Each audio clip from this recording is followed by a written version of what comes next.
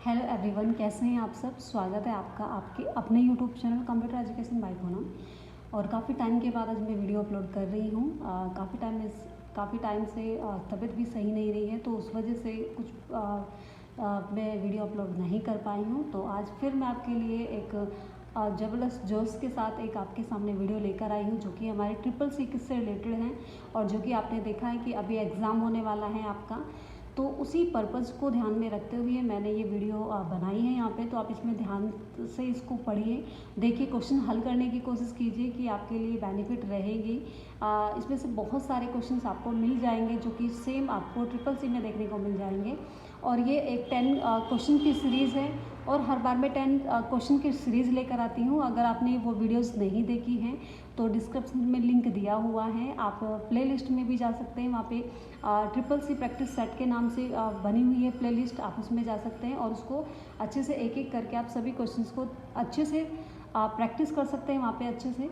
और स्टार्ट करने से पहले सभी से रिक्वेस्ट करती हूँ कि जो भी आज हमारे साथ नए जुड़ रहे हैं वो चैनल को सब्सक्राइब जरूर करें, ताकि आप चाहें तो ट्रिपल सी से रिलेटेड या फिर टैली या फिर HTML वगैरह आप कंप्लीट कोर्स यहाँ से कर सकते हैं। आप कंप्लीट डिस्क्रिप्शन पढ़ सकते हैं हमारी इस लिंक उस पर जाकर लिंक पे जाके यानी कि हमारे यूट्यूब चैनल पे जाकर आप सब कंप्लीट डिटेल्स देख सकते हैं। वहाँ पर सारी चीज़ें आपको मिल जाएगी कि क्या क्या कोर्स हम अवेलेबल करा रहे हैं, क्या क्या करा रहे हैं, तो वो आप ज़रूर देख लीजिएगा। और आज स्टार्ट कर लेते हैं। पहला क्वेश्चन जो कि मोस्ट इम्पोर्टेंट है आप सभी के लिए, ये जितने भी 10 क्वेश्चन हैं मैं एक एक चुन कर लाई हूँ ताकि आपके लिए बेनिफिट हो, आपको काम आए आपके ट्रिपल सी एग्ज़ाम के लिए। ठीक है, तो चलिए पहला क्वेश्चन हम देख लीजिए यहाँ पे। What is meant by 100 KB। अगर हम बात करें कि 100 KB से यहाँ पर क्या तात्पर्य है, यानी कि 100 से मतलब नहीं है उसका, वो KB से मतलब पूछ रहा है। यानी कि यहाँ पर पूछ रहा है कि KB की फुल फॉर्म क्या हो जाएगी। तो बताइए, किलोबिट या फिर अगर हम बात करें किलोबाइट, बोथ या फिर none of these. I hope ये क्वेश्चन का आंसर आप सभी को पता होगा।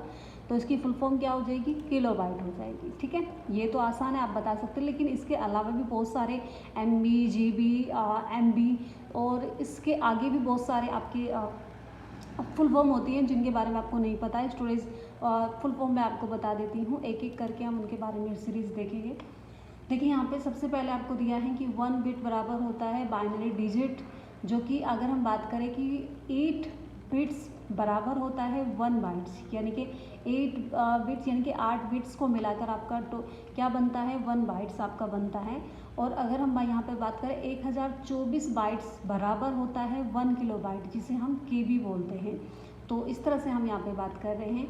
और यहाँ पर अगर हम बात करें कि 1024 KB बराबर होता है 1 मेगाबाइट, यानी कि जिसे हम MB के नाम से भी जानते हैं। नेक्स्ट आपके पास 1024 MB बराबर होता है 1 गीगाबाइट, जिसे हम GB भी कह सकते हैं शॉर्ट में। 1024 GB बराबर होता है 1 टेराबाइट, जिसे हम TB भी बोल सकते हैं, TB। और यहाँ पर अगर हम बात करें 1024 TB बराबर होता है 1 एक्साबाइट, जिसे हम यहाँ पर बोलते हैं EB। और नेक्स्ट आपके पास आता है यहाँ पे 1024 EB बराबर होता है 1 जेडाबाइट, जिसे हम ZB भी बोल सकते हैं। 1024 ZB बराबर होता है 1 ऑटोबाइट, जिसे हम YB भी बोल सकते हैं। तो ये आपकी स्टोरेज की कैपेसिटी होती है कि आप अपने कंप्यूटर के अंदर कितना डेटा स्टोरेज कर सकते हैं, ये उसकी एक यहाँ पे क्या है, स्टोरेज कैपेबिलिटी होती है कि किसी भी आप अपनी स्टोरेज कितनी मात्रा में, कितनी अधिक मात्रा में स्टोरेज कर सकते हैं। तो नेक्स्ट अगर हम बात करें कि 1024 ZB बराबर होता है ऑटोबाइट, जिसे हम YB बोलते हैं, जैसे मैंने आपको बताया अभी।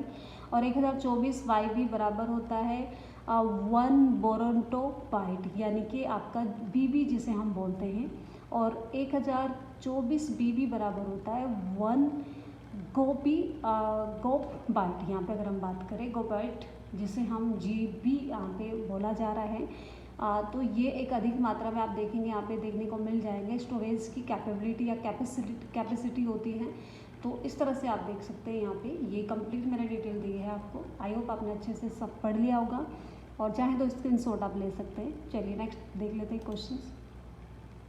नेक्स्ट क्वेश्चन है हमारे पास, in which of the following is the change case command present. अगर हम बात करें चेंज केस जो आपका निम्नलिखित में से चेंज केस कमांड आपको किस मेन्यू में आपको मौजूद होती है, यानी कि किस मेन्यू में आपको देखने को मिल जाती है।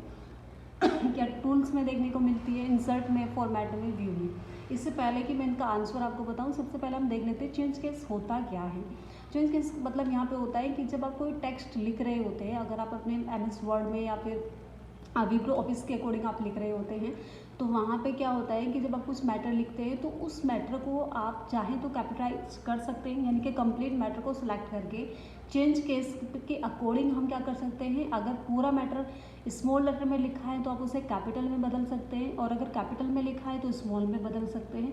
और अगर आप चाहें कि हर एक वर्ड आपका पहला कैपिटल हो, बाकी बाद में आपका स्मॉल हो, स्पेस के बाद जो भी वर्ड आ रहा है तो आप उसे कैपिटल ईच वर्ड आप ले सकते हैं। इस तरह से आप क्या कर सकते हैं, यहाँ पर चेंज केस कर सकते हैं, तो मैटर को चेंज कर सकते हैं, बदल सकते हैं, चाहे तो कैपिटल इसमें या फिर आप उसे लोअर केस में या फिर उसे आप अपर केस में चेंज कर सकते हैं।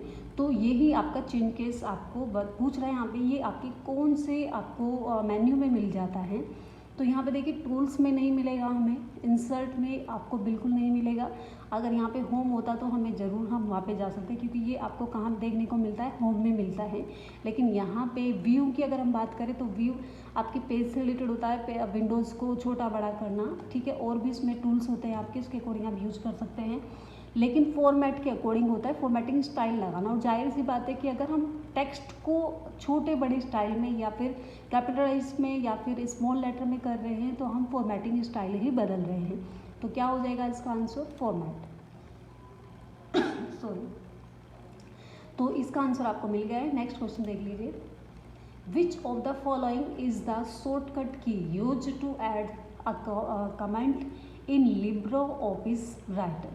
अगर हम बात करें निम्नलिखित में से लिब्रो ऑफिस राइटर में कमेंट ऐड करने के लिए किस शॉर्टकट कुंजी का प्रयोग किया जाता है।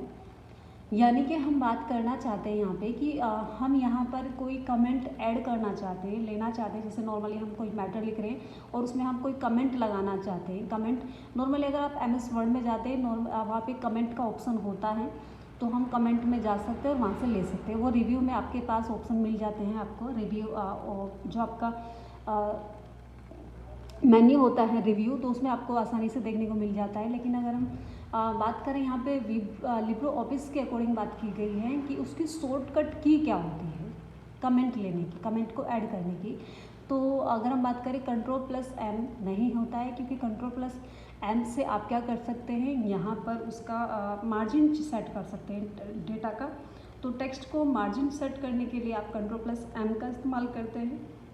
और अगर हम बात करें Ctrl+K, तो Ctrl+K का इस्तेमाल आप हाइपरलिंक के लिए कर सकते हैं, और Ctrl+C का इस्तेमाल आप मैटर को कॉपी करने के लिए करते हैं। लेकिन Ctrl+Alt+C का इस्तेमाल आप क्या करते हैं, कमेंट ऐड करने के लिए कर सकते हैं। तो आंसर क्या हो जाएगा आपका Ctrl+Alt+C। ठीक है, आई होप समझ आ गया होगा। नेक्स्ट देख लीजिए यहाँ पे, which of the following called hacking legally.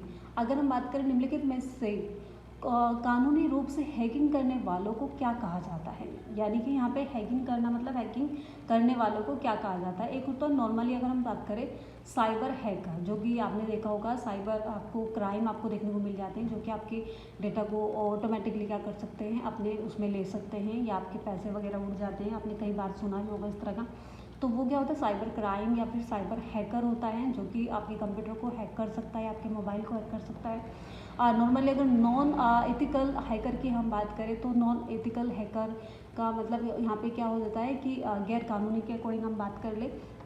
और यहाँ पे अगर हम बात करें कि एथिकल हैकर आपका क्या होता है, कानूनी हैकिंग के अकॉर्डिंग इस्तेमाल किया जाता है। ठीक है, तो आंसर क्या हो जाएगा, एथिकल हैकर का यहाँ पे इस्तेमाल होता है। यानी कि अगर हम किसी भी नॉर्मली अगर हम बात करें कानूनी रूप से हैक करने के लिए किसी कंप्यूटर को या किसी भी चीज़ को, तो वो क्या हो जाता है, वहाँ पे आपका एथिकल हैकर कहलाता है। ठीक है, चलिए नेक्स्ट देख लीजिए यहाँ पे, which of the following shortcut key of increase and decrease font size. अगर हम बात करें कि नॉर्मली आप मैटर लिख रहे हैं और उस मैटर को डायरेक्ट आप चाहे तो उसका साइज़ कम करना करें या फिर साइज़ को घटाएं, ठीक है। और यहाँ पे हम बात कर रहे हैं साइज़ को बढ़ाने की। तो साइज़ बढ़ाने की बात की गई है कि डायरेक्ट आप चाहते हैं कि अपने मैटर का साइज़ एकदम से आप डायरेक्ट बड़ा कर सके, तो आप उसे कैसे बढ़ाएंगे, कैसे उस साइज़ चेंज करेंगे मैटर का।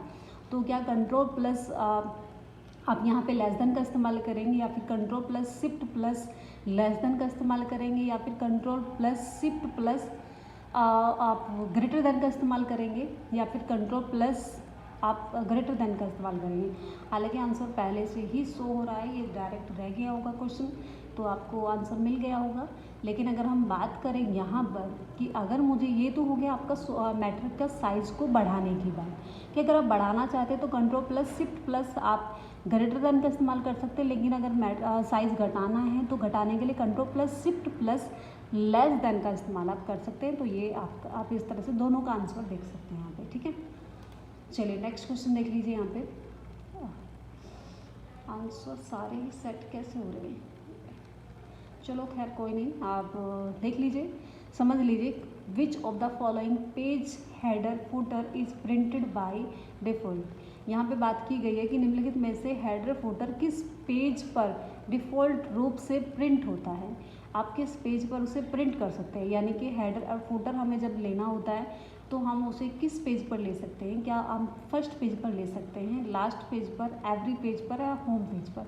होम पेज कोई कुछ नहीं होता है, होम पेज नॉर्मली पेज होता है, यानी कि स्टार्टिंग वाला पेज होता है। और हम बात करें कि हम फर्स्ट पेज पर, ऐसा नहीं है कि फर्स्ट पेज पर ही ले सकते हैं या लास्ट पेज पर ले सकते हैं, आप एवरी पेज पर ले सकते हैं, यानी कि हर एक पेज पर आप हेडर और फुटर का इस्तेमाल कर सकते हो। एवरी पेज आपका यहाँ पे आंसर हो जाएगा। नेक्स्ट देख लीजिए यहाँ पे, which of the following is a storage device. अगर हम बात करें निम्नलिखित में से कौन सी स्टोरेज डिवाइस है, mouse, hard drive, joystick, none of the. जाहिर सी बात है, माउस आपका क्या होता है कि आपका इनपुट डिवाइस होता है, और आपका जॉयस्टिक क्या होता है, जॉयस्टिक एक आपका कंप्यूटर गेम खेलने की मशीन होती है जिसके अकॉर्डिंग आप कर सकते हैं, ये भी आपका इनपुट डिवाइस होता है। लेकिन हार्ड ड्राइव आप स्टोरेज डिवाइस होता है आपका, जिसके अकॉर्डिंग आप क्या कर सकते हैं, डेटा को स्टोर कर सकते हैं। तो आंसर क्या हो जाएगा, हार्ड ड्राइव हो जाएगा यहाँ पे, ठीक है। और जॉयस्टिक मैंने आपको बताया कंप्यूटर गेम खेलने का काम आता है आपको, ठीक है। नेक्स्ट आता है क्वेश्चन आपका, which of the following is name of the picture seen on the computer screen. अगर हम बात करें कि निम्नलिखित में से कंप्यूटर स्क्रीन पर दिखाई देने वाले चित्र को क्या कहा जाता है।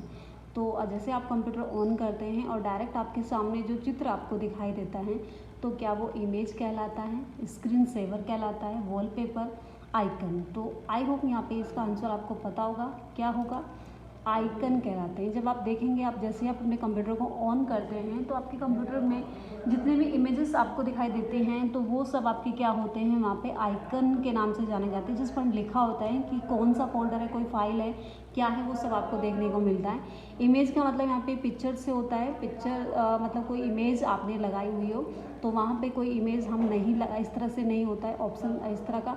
स्क्रीन सेवर एक अलग ऑप्शन होता है, जिसे आप अपने कंप्यूटर को जैसे थोड़ी देर के लिए अगर आप टच नहीं करते या यूज नहीं करते हैं तो स्क्रीन सेवर जो भी आपने लगाया होता है वो आपको दिखाई देता है। वॉलपेपर हमारा वॉलपेपर होता है जो डेस्कटॉप पे लगा होता है, ठीक है। आइकन्स हमारे क्या होते हैं, जो कंप्यूटर स्क्रीन पर आपको दिखाई देते हैं, वो आपके आइकन्स कहलाते हैं।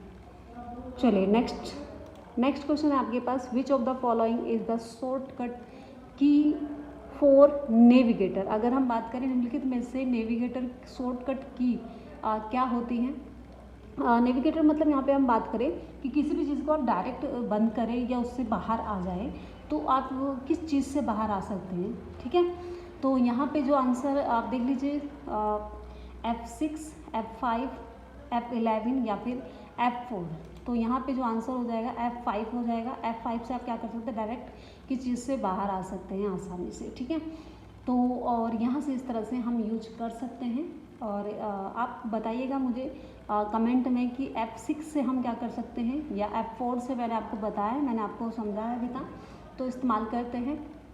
तो ये आप मुझे ज़रूर कमेंट में बताइएगा। और नेक्स्ट और लास्ट क्वेश्चन देख लेते हैं हम, विच of the following is sipper text. अगर हम बात करें यहाँ पे निम्नलिखित में से सिपर टेक्स्ट क्या होता है, ठीक है। सिपर टेक्स्ट क्या होता है, तो अगर मैं आपको बताऊँ, सीपर टेक्स्ट ऐसा टेक्स्ट होता है जिसे आप क्या कर सकते हैं, हाइड रखना चाहते हैं, यानी कि हम बात करें जिससे हम नॉर्मली होता है आपका किसी चीज़ को आप एक कोडिंग भाषा में आप किसी चीज़ को रखना चाहते हैं और ताकि सामने वाले को समझ ना आ सके, जैसे कोई पासवर्ड वगैरह हो सकता है, तो ये सीपर टेक्स्ट के रूप में जाना जाता है।